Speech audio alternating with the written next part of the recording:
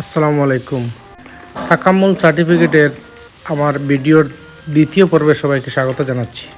প্রিয় দর্শক, আগের পর্বে আমি দেখিয়েছিলাম যে তাকাম্মুলের একেবারে প্রথম থেকে প্রশিক্ষণ থেকে শুরু করে একেবারে কম্পিউটারের পরীক্ষা শেষ পর্যন্ত। আপনারা জানেন যে যারা যারা তাকাম্মুলের পরীক্ষা দিবেন তারা প্রথমে কম্পিউটার করার আগে আমি আগের ভিডিওতে বলেছি যে প্রশিক্ষণ দেওয়া হয় যে কম্পিউটার কীভাবে চালাবেন।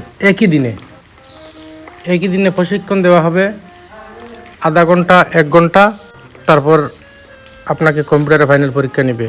আর যে প্রশিক্ষণটা দেওয়া হয় সেটা শুধুমাত্র কম্পিউটার কীভাবে চালাবেন, কীভাবে মাউস ধরবেন, কীভাবে আনসার দিবেন, এগুলা প্রশ্নতে কী আসবে না আসবে এগুলো বলবেন, এগুলো আপনার দিতে হবে। আর আমি আগের ভিডিওতে বলেছি প্রশ্ন থাকবে 15টা, এই 15টার ভিতরে আপনি আনসার দিতে হবে। অর্থাৎ একটা প্রশ্ন থাকবে, তার নিচে 4টা আনসার থাকবে, 4টা থেকে বাছাই করে আপনি আপনার সঠিক যেটা এটা দিবেন। আমাদের হাই স্কুলে যেরকম ছিল প্রশ্ন এরকম। যাই হোক, এগুলো পরীক্ষা দেওয়ার পরে এখন আমরা চলে এসেছি ফাইনাল পরীক্ষা। আপনারা দেখতে পাচ্ছেন যে এখানে একজন মোটরসাইকেলের এক্সাম দিতেছেন। আমি আগে বলেছি যে যারা যারা লোড আনলোডিং বা ইলেকট্রিক অন্যান্য পেশার তারা কিন্তু বিল্ডিংয়ের ভিতরেই হল রুম রয়েছে, হল রুমেই তাদের প্র্যাকটিক্যাল নেওয়া হয়। আর যারা ড্রাইভিং, কার ড্রাইভার, তারপরে mini truck driver, motorcycle driver, taxi driver, তাদেরকে এই মাঠে আজকে এখানেই এক্সাম নেওয়া হবে। এখানে যারাই আসছেন আমি সহ সবাই কিন্তু আমরা কম্পিউটার পরীক্ষা শেষ করে এখানে আসছি ফাইনাল প্র্যাকটিক্যাল দেওয়ার জন্য মাঠে। আর এখানে আমরা আসছি, আমি ছিলাম মিনি ট্রাক ড্রাইভার, তারপরে কয়েকজন আছেন ট্যাক্সি ড্রাইভার, কয়েকজন আছেন কার ড্রাইভার, আর বেশ কয়েকজন আছেন মোটরসাইকেল ড্রাইভার। প্রথমেই মোটরসাইকেল ড্রাইভারের পরীক্ষা নেওয়া হচ্ছে। আর আপনারা দেখতে পাচ্ছেন যে এই যে লাল বিমগুলো দেওয়া আছে, বিমের একটা দিয়ে ঢুকে আর অন্যটা দিয়ে বাইরে হবে, একটা দিয়ে ঢুকে অন্যটা দিয়ে বাইরে হবে। আর লাস্ট মাথায় গিয়ে এখানে আবার 3টা আছে, এই 3টাতে আবার ঘুরতে হবে আস্তে আস্তে। মোটামুটি মোটরসাইকেলের পরীক্ষা সহজ আছে, যারা মোটরসাইকেল চালাচ্ছেন বা চালিয়েছেন তাদের জন্য কোনো সমস্যা নেই। আর প্রিয় দর্শক, আমি আগের ভিডিওতে আমি বলেছি যে তাকাম্মুল সার্টিফিকেটটা আসলে আমাদের জন্য একটা বিড়ম্বনা, একটা কষ্টের জিনিস। যেহেতু আমি অনেক কষ্ট করে ময়মনসিংহে পরীক্ষা দিতে গিয়েছিলাম, পাই না, তারপরে যাই হোক যেভাবে হোক পাইছি অনলাইনে। যারা যারা কীভাবে রেজিস্ট্রেশন করবেন, কীভাবে কী করবেন আমি আমার আগের ভিডিওতে বলেছি, আপনারা হয়তো দেখতে পারেন প্রথম ধাপ। আর আমি এখানে যে কথাগুলো বলছি বা আপনাদেরকে দেখাচ্ছি, আমি এক সুতাও বাড়িয়ে বলছি না, বরং আমি অনেক কম বলতেছি, কারণ অনেক কথা গ্যাপ দিয়ে চলে যাচ্ছে, আমি বলতে পারতেছি না। যাই হোক, এখানে আগে মোটরসাইকেল পরীক্ষা হয়েছে, আপনারা দেখেছেন আমার কথার ভিতরে। এখন এই যে সামনে একটা সাদা গাড়ি দেখতে পাচ্ছেন, এই গাড়ি দিয়ে ড্রাইভারদের পরীক্ষা নেওয়া হবে। 2 ক্যাটাগরি ড্রাইভার, এক হচ্ছে ট্যাক্সি ড্রাইভার, আর একজন হচ্ছে কার ড্রাইভার। এই 2 ড্রাইভারদের এই একই গাড়িতে প্রশিক্ষণ নেওয়া হবে। এখানে মোটামুটি আমরা লোক ছিলাম মনে হয় 33 জনের মতো। 33 জনের ভিতরে 4 জন আমি সহ ছিলাম আমরা মিনি ট্রাক ড্রাইভার, আর বাকি যারা ছিল 29 জন, এরা ছিল ট্যাক্সি ড্রাইভার আর কার ড্রাইভার। তাদেরকে এই গাড়ি দিয়ে প্রশিক্ষণ নেওয়া হবে। আপনারা দেখেন যে এই গাড়িতে কীভাবে প্রশিক্ষণ নেওয়া হয়। আপনারা এখন দেখতে পাচ্ছেন যে গাড়িটা যেইভাবে দাঁড়ানো আছে, এই দাঁড়ানোর গাড়ির পিছনে কিন্তু একটা রাস্তা, ওই রাস্তার থেকে গাড়ি বাইর হয়ে আসে, এই রাস্তাতে আসবে, আসার পরে এদিকে সামনে দিয়ে আসবে কতটুকু, আসার পরে আবার ব্যাক দিয়ে নিয়ে যেইভাবে এখন গাড়ি আসছে ওইভাবে গাড়ি ঢুকাতে হবে। আর গাড়িটা হচ্ছে ম্যানুয়াল।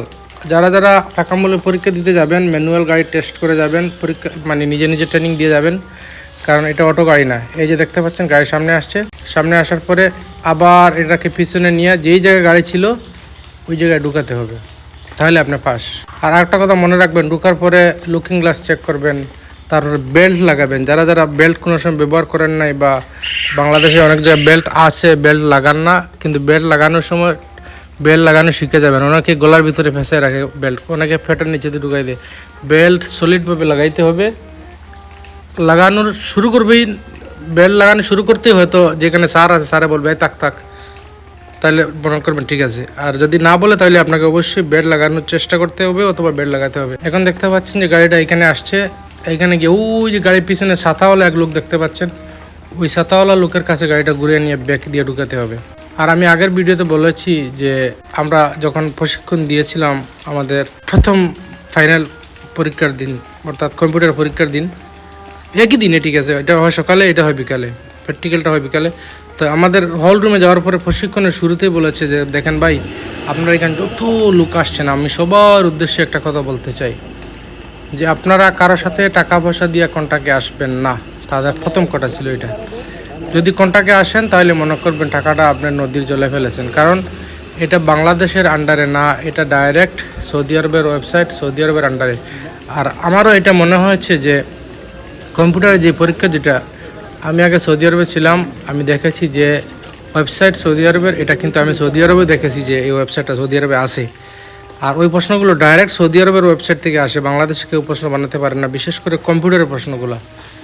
তারা এটাই বলেছেন যে কারোর সাথে কন্ট্যাক্ট করবেন না, কন্ট্যাক্ট এটা ফেক, কেউ কন্ট্যাক্ট করে এখানে কিছু করতে পারে না। যদি বাংলাদেশের আন্ডারে হতো তাহলে হয়তো বা কন্ট্যাক্ট করে কেউ কিছু করতে পারতো, কিন্তু এটা যেহেতু সৌদি আরবের সরকারের আন্ডারে তাদের ওয়েবসাইট, এই জন্য কেউ কন্ট্যাক্ট করলে মনে করবেন যে পুরো টাকাটাই লস। আপনারা আপনার যোগ্যতায় পাস করবেন আর না ফেল করবেন, কিন্তু পরবর্তী টাকাটা তারা নিয়ে যাবে। যদি পাস করেন তাহলে টাকাটা নিয়ে যাবে, আর যদি ফেল করেন তাহলে বলবো ভাই আচ্ছা ঠিক আছে, আপনার ফিসের টাকাটা নিয়ে আপনার টাকা ফেরত দিয়ে দিব। এটা হচ্ছে কৌশল। কারণ দেখা গেছে 10 জনের মধ্যে যদি 8 জনে পাস করে আর যদি 4 জনে ফেল করে, তাহলে তারা 4 জনের টাকা ফেরত দিলে তাদের লস নাই। এটা হচ্ছে একটা সিন্ডিকেট, আমারও মনে হচ্ছে এটা একটা সিন্ডিকেট। এই জন্য এটা আপনাদের ইচ্ছা, যদি মনে করেন কার সাথে কন্ট্যাক্ট করে যাবেন তাহলে সেটা আপনাদের ইচ্ছা। তবে এই যে মাঠ পরীক্ষা যেটা হচ্ছে, এটাতে মনে হয় বাংলাদেশিদের কিছু হাত আছে, কারণ এটা যেহেতু মাঠে হচ্ছে, এখানে যে স্যার রয়েছেন, এই স্যারে এই পাস তার হাতে, পাস ফেল তার হাতে একটা আপনারা দেখতে পাচ্ছেন, ওই যে সাদা একটা কোট পরা, উনি হচ্ছে স্যার। পরীক্ষা কে কীভাবে দিচ্ছে উনি সব এন্ট্রি করতেছে। তবে এখানে যে স্যার ছিল, আমার কাছে মনে হচ্ছে উনি খুব অনেস্ট লোক, সৎ লোক আমার মনে হয়েছে, খুব ভালো লোক। কারণ আমার ধারণা এখন যেই সব জায়গায় পরীক্ষা নিতেছে, সব জায়গায় এরকম ভালো লোক দিয়ে পরীক্ষা নিবে, কারণ আগের মতো বাংলাদেশে এখন আর দুর্নীতি হচ্ছে ঠিক আছে, কিন্তু একটু কম। তো আপনারা যদি কন্ট্যাক্টে কেউ যেতে চান তাহলে এটা আপনাদের পার্সোনাল ম্যাটার। তবে আমি মনে করি কন্ট্যাক্টে যাওয়ার আগে যদি হাতে সময় থাকে, এই পরীক্ষা 2-3 বার দেওয়া যায়। আমার মনে হয় আপনি নিজে নিজে একবার ট্রাই করবেন, ট্রাই করার পরে যদি না পারেন তাহলে আপনি দেখবেন কীভাবে কী করতে। তবে আমি কন্ট্যাক্টে যান এটা আমি বলতে চাই না কাউকে, কারণ বাংলাদেশে আপনারা জানেন যে আমাদের বাংলাদেশে এমন কোনো জিনিস নাই যেটাতে দুর্নীতি হয় না, 2 নম্বরই হয় না, সিন্ডিকেট হয় না। তবে এই তাকাম্মুলের সিন্ডিকেটটা এখনও করতে পারতেছে না, কারণ যেহেতু এটা সৌদি সরকারের আন্ডারে এখনও রয়েছে, তাদের ওইখান থেকেই প্রশ্নগুলো অনলাইনে আসে। এখানে আর কেউ কম প্রশ্ন বাড়াইতে পারবে না, কমাইতে পারবে না। আর এই স্যারের হাতে যে প্র্যাকটিক্যাল পরীক্ষা নিতেছে বুক, এখানে একটা পেপার আছে, পেপারে সব প্রশ্ন লেখা আছে যে এই যে পরীক্ষা দিতেছে ফাইনাল প্র্যাকটিক্যাল পরীক্ষা, ওইখানে কী পাস করলো, কে ফেল করলো, অথবা কী বেড লাগাইলো কি না, গাড়ি ব্যাক দিতে পারলো কিনা, এখানে সব পেপারে দেওয়া আছে। ওই পেপারটাও কিন্তু সৌদি আরবের, শুধুমাত্র তারা ওই আপনার ফার্স্ট ফেল টিক চিহ্নগুলো বসায় যে আপনার কতটুকু পারলেন। ওইটাও আবার বিকালে সাবমিট করে দেওয়া হবে অনলাইনে, স্ক্যান করে ওই পেপারটা যেটা প্র্যাকটিক্যাল হচ্ছে এটার পেপার সাবমিট করে আবার দেওয়া হবে সৌদি আরব ওয়েবসাইটে। দেওয়ার পরে আপনি যদি পাস করেন তাহলে রাত্রে 10টা অথবা 9টার দিকে আপনার অনলাইনে চলে আসবে, আপনার রেজাল্ট চলে আসবে।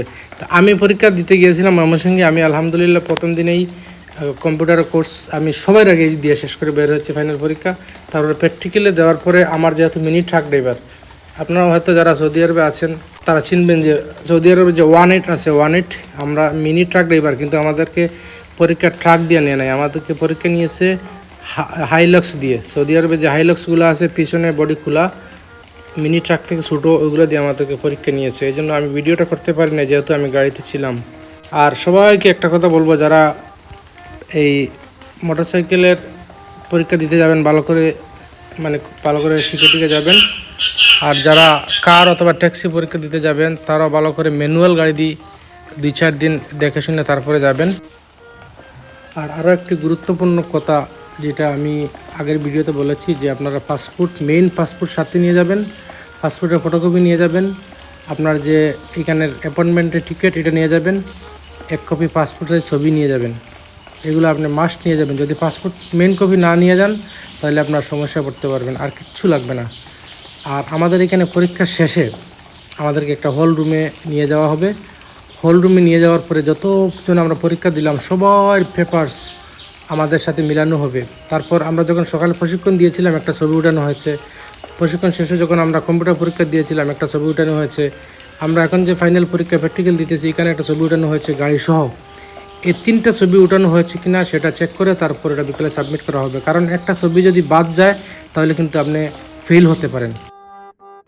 এই ভিডিওতে আমি যা যা বলেছি যদি কারো বুঝতে সমস্যা হয় তাহলে আমার এই ইউটিউবে কমেন্টসে প্রশ্ন করতে পারেন, বা আরও অনেক কিছু আছে যেগুলো আমি আপনাদেরকে এই ভিডিওতে বলতে পারিনি।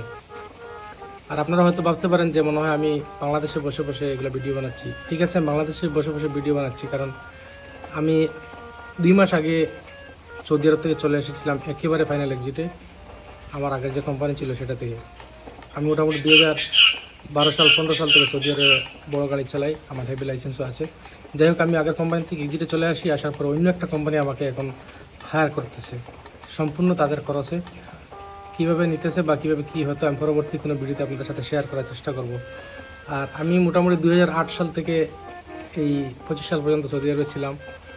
আমার ছোটোখাটো অভিজ্ঞতা থেকে আপনাদের সাথে শেয়ার করার চেষ্টা করব। যদি এই তাকামুল ছাড়াও সৌদি আরবে যারা নতুন যাবেন বা সৌদি আরবে যারা রয়েছেন নতুন, তারা যদি সৌদি আরব সম্পর্কে বা কোনো কিছু সম্পর্কে আপনারা জানতে চান তাহলে আমাকে আমার কমেন্টসে প্রশ্ন করতে পারেন, আমি সাথে সাথে আপনাদেরকে জানানোর চেষ্টা করব। আর এটা শুধুমাত্র ভিউ পাওয়ার উদ্দেশ্য না, আমি চাই আমি একজন প্রবাসী সৌদি আরবে ছিলাম, আপনারা যদি সমস্যায় পড়েন বা কোনো কিছু জানা না থাকে তাহলে আপনারা আমাকে প্রশ্ন করবেন, আমি আনসার দিব। এটাই আমার মূল উদ্দেশ্য, আমি আপনাদের সহযোগিতা করতে চাই। আর যদি ভিডিও ভালো লেগে থাকে তাহলে শেয়ার করতে পারেন। যে কোনো বিষয় সৌদি আরবে আপনারা আমাকে প্রশ্ন করবেন, আমার যতটুকু জানা থাকে আমি আপনাদের কাছে শেয়ার করার চেষ্টা করবো। অন্তত আপনারা যদি সমস্যার সম্মুখীন হন, হয়তো যদি একটা কথা শুনে আপনারা যদি উপকৃত হন, মনটা একটু হালকা হয়, তাহলে আমি মনে করি আমার জন্য ভালো। আমি সৌদি আরবে ছিলাম কি না বা আমি কিছু বাড়িয়ে বলছি কি না সেটা যদি কারো সন্দেহ হয় তাহলে আপনারা আমার ইউটিউবের পিছনে গিয়ে কিছু কিছু ভিডিও দেখেন যেগুলো আমি সৌদি আরবে ছিলাম ওই সময় আমার ভিডিও করা। অনেক বিষয়ে অনেক জায়গায় আমি সৌদি আরবের কথা বলেছি। মোটামুটি আমি অনেক বছর থাকার কারণে একটু হলেও অভিজ্ঞতা হয়েছে। যারা নতুন যাচ্ছেন বাংলাদেশ থেকে তারাও যোগাযোগ করতে পারেন কমেন্টসে। আর যারা অলরেডি গিয়েছেন, সমস্যার সম্মুখীন আছেন, বুঝতে পারতেছেন না কী করবেন, অনেক টেনশনে আছেন, তারাও যোগাযোগ করতে পারেন। সবাই ভালো থাকবেন, টেনশন ফ্রি থাকবেন। আল্লাহ হাফিজ।